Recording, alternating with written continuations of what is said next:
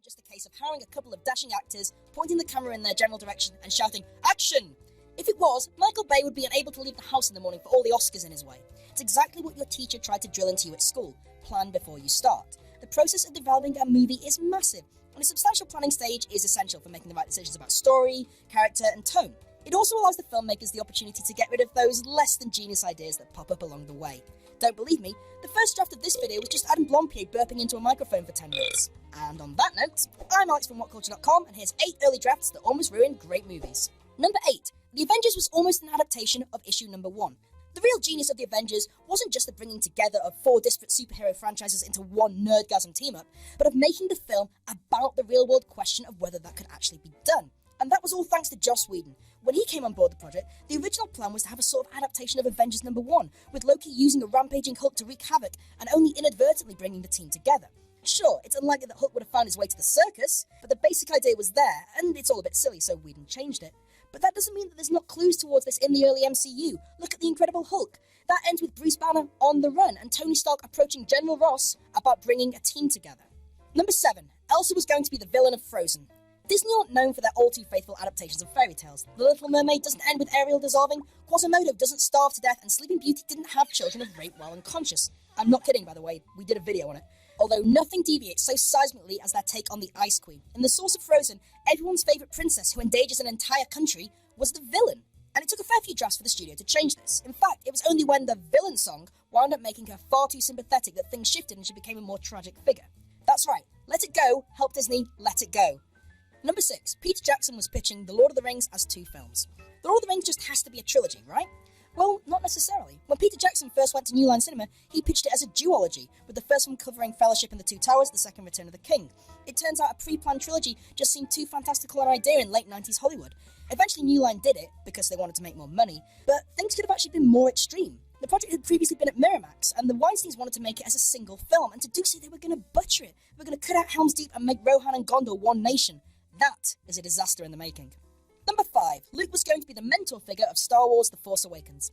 As you all know, Luke Skywalker wasn't really in Episode 7 all that much. It turns out he's been spending the last 30 years chilling on an island with some rocks, although originally he had a much bigger role. Michael Arndt originally wrote the script with Luke Skywalker in the mentor role in place of Han Solo. On paper this makes perfect sense, but when the writers started trying to actually make the story work, it fell apart. Despite being the most blue milk of the main trio, it turned out Luke was the character you most instinctively wanted to see.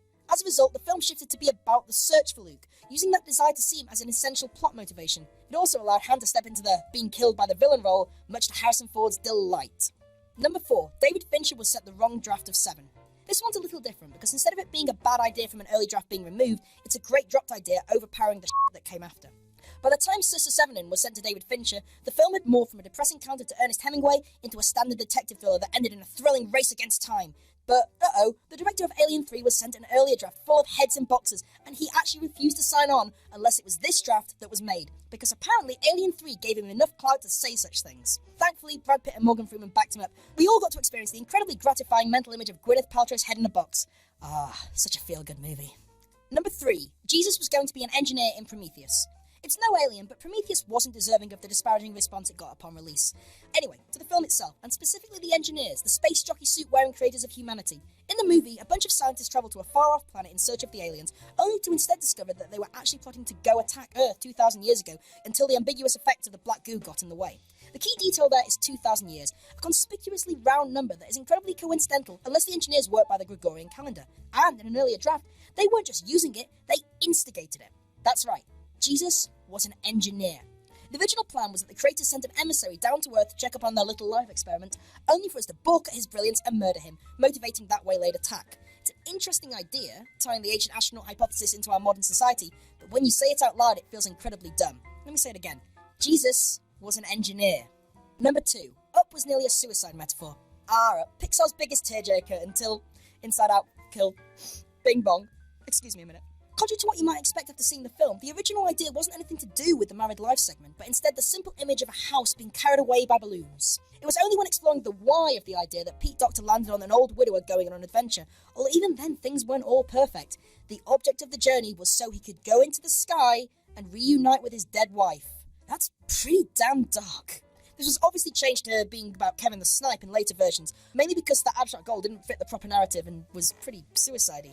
The house eventually became a metaphor for his unwillingness to let go, which is a lot more fitting of Disney and Pixar. Number 1. Planet of the Apes was almost a futuristic society. Although it took the delectable core concept, astronauts stranded on a strange planet where chimpanzees, gorillas and orangutans rule, the original Planet of the Apes deviated heavily from Pierre Boulle's original novel. In fact, in some ways, Tim Burton's take is more accurate. Doesn't make it any less dreadful, though. The major shift was the sense of scale. The book covered more time, saw the protagonists more integrated into ape society, something we saw done in the reverse with Escape from the Planet of the Apes, and biggest of all, depicted a more futuristic land with cities and flying machines and the like. This wasn't dropped for lack of trying. A first draft by Rod Serling, he of Twilight Zone fame, brought many of the key elements over. The problem was that the budget simply wouldn't allow such grand effects, so things were scaled way back and made more primitive. That sounds really cool, right? At least until you consider it was done in 1968, so unless they had 2001 level effects, it would look incredibly dated by now, and that it doesn't actually work with the twist. It's a nuclear ravaged landscape.